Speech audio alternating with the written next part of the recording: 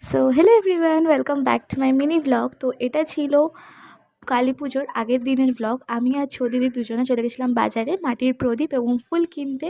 আমাদের কেনা হয়ে গেছে আর রাত্রির 10টাও বেজে গেছিলো। আর আমাদের পাড়াটা এই সুন্দর করে সাজানো হয়েছিল। রাত্রিবেলা এই ঠাকুরটা যাচ্ছিল মণ্ডপে।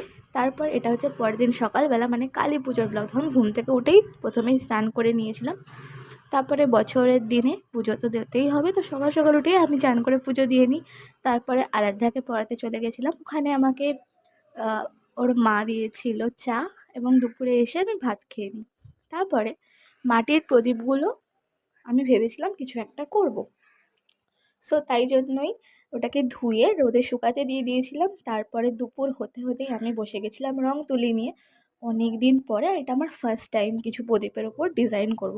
আমি ভালো না আঁকায়, তাও বলছি। আর দেখো সন্ধ্যা হয়ে গেছে, লাইটও জ্বলে গেছে, এবং আমার এরকম একটা ইজি ডিজাইন আমি করেছিলাম। জানি না কতটা ভালো হয়েছে, ভালো তো হয়নি, এটা আমার হাতের অবস্থা হয়েছে। তারপর সন্ধ্যা দিয়ে নিয়েছিলাম, ঘরে মোমবাতি সব কিছু দেখিয়ে তারপরে প্রদীপ দিয়ে চলে গেছিলাম মিষ্টির দোকানে মিষ্টি আনতে। কারণ আমাদের পাশেই কালী ঠাকুরের মন্দির আছে, সেখানে পুজো দেওয়ার ছিল কালী পুজোর দিন। তারপরে মিষ্টি কিনে নিয়ে এখানে আমার ছোট্টবেলাকার ফ্রেন্ডের সাথে দেখা হয়ে যায়, অহনার সাথে।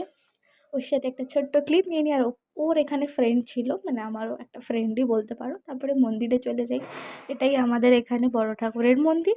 তারপরে পুচকিটার সাথে দেখা হয়ে গেছিলো। তারপর চলে গেছিলাম ইনস্টিটিউটে, ওখানে দিওয়ালির পুজো হয়েছিল। তারপরে এখানে দিদি বোম ফাটাচ্ছে, সেটা ছাড়া কালী পুজো অসম্পূর্ণ, সেটা তো ফাটাতেই হবে।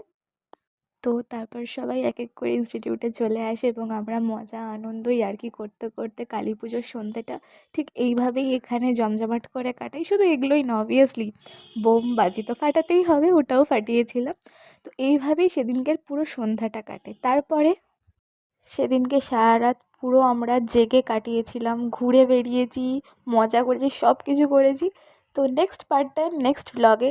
তো স্টে টিউন, টাটা।